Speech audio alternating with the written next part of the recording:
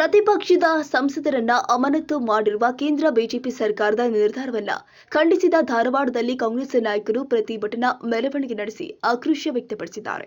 ಹುಬ್ಬಳ್ಳಿ ಧಾರವಾಡ ಮಹಾನಗರ ಜಿಲ್ಲಾ ಕಾಂಗ್ರೆಸ್ ನೇತೃತ್ವದಲ್ಲಿ ನಗರದ ಡಾಕ್ಟರ್ ಬಾಬಾ ಸಾಹೇಬ್ ಅಂಬೇಡ್ಕರ್ ಮೂರ್ತಿಯಿಂದ ಜಿಲ್ಲಾಧಿಕಾರಿ ಕಚೇರಿವರೆಗೆ ಪ್ರತಿಭಟನೆ ಮೆರವಣಿಗೆ ನಡೆಸಿದ ಮುಖಂಡರು ಹಾಗೂ ಕಾರ್ಯಕರ್ತರು ಬಿಜೆಪಿ ವಿರುದ್ಧ ಧಿಕ್ಕಾರಕ್ಕೋಗಿ ಆಕ್ರೋಶ ಹೊರಹಾಕಿದ್ದಾರೆ. ದೇಶದ ಇತಿಹಾಸದಲ್ಲಿಯೇ ಪ್ರತಿಪಕ್ಷದ ಸಂಸದರನ್ನ ಇಷ್ಟೊಂದು ಸಂಖ್ಯೆಯಲ್ಲಿ ಅಮಾನತು ಮಾಡಲಾಗಿದೆ. ಇಂದು ನಮ್ಮ ಕಾಂಗ್ರೆಸ್ನ ಎಐಸಿಸಿ ಅಧ್ಯಕ್ಷರು ಹಾಗೂ ಕೆಪಿಸಿಸಿ ಅಧ್ಯಕ್ಷರು ಆದೇಶದ ಮೇರೆಗೆ ಪ್ರತಿಭಟನೆ ಮಾಡಲಾಗಿದೆ. ಕೇಂದ್ರ ಬಿಜೆಪಿ ಸರ್ಕಾರ ಸರ್ವಾಧಿಕಾರ ಧೋರಣೆ ಅನುಸರಿಸ್ತಾ ಇದೆ. ಪ್ರತಿಪಕ್ಷದ ಸಂಸದರ ವಿರುದ್ಧ ಅಮಾನತು ಅಸ್ತ್ರ ಬಳಸುತ್ತಲೇ ಬರ್ತಾ ಇದೆ. ವಿರೋಧ ಪಕ್ಷದ ಪ್ರಶ್ನೆಗಳಿಗೆ ಉತ್ತರ ನೀಡಲಾಗಿದೆ. ಈ ರೀತಿ ನರೇಂದ್ರ ಮೋದಿ ಅವರು ನಡೆದುಕೊಳ್ಳುತ್ತಿರುವುದು ಪ್ರಜಾಪ್ರಭುತ್ವ ಕಗ್ಗೊಲೆಯಾಗಿದೆ. ಈ ಕೂಡಲೇ ಸಂಸದರ ಅಮಾನತನ್ನ ಕೇಂದ್ರ ಬಿಜೆಪಿ ಹೊಂದಕ್ಕೆ ಪಡೆಯಬೇಕು. ಇಲ್ಲವಾದಲ್ಲಿ ಇನ್ನಷ್ಟು ಉಗ್ರ ಹೋರಾಟಕ್ಕೆ ನಾವು ಮುಂದಾಗಬೇಕಾಗುತ್ತೆ ಅಂತ ಎಚ್ಚರಿಕೆ ನೀಡಿದರು.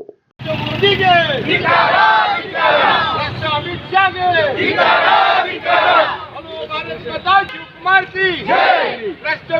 ಸರ್ಕಾರಕ್ಕೆ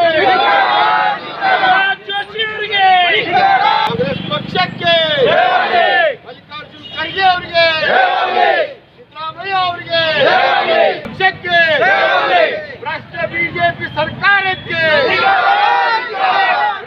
ಬಿಜೆಪಿ ಸರ್ಕಾರ ಸಂಸದರನ್ನು ಅಮಾನತುಗೊಳಿಸಿದ ಸರ್ಕಾರಕ್ಕೆ 46 ಸಂಸದರನ್ನು ಅಮಾನತುಗೊಳಿಸಿದ ಸರ್ಕಾರಕ್ಕೆ ಪ್ರಜಾಪ್ರಭುತ್ವದ ಸರ್ಕಾರಕ್ಕೆ ಮೋದಿ ಸರ್ಕಾರಕ್ಕೆ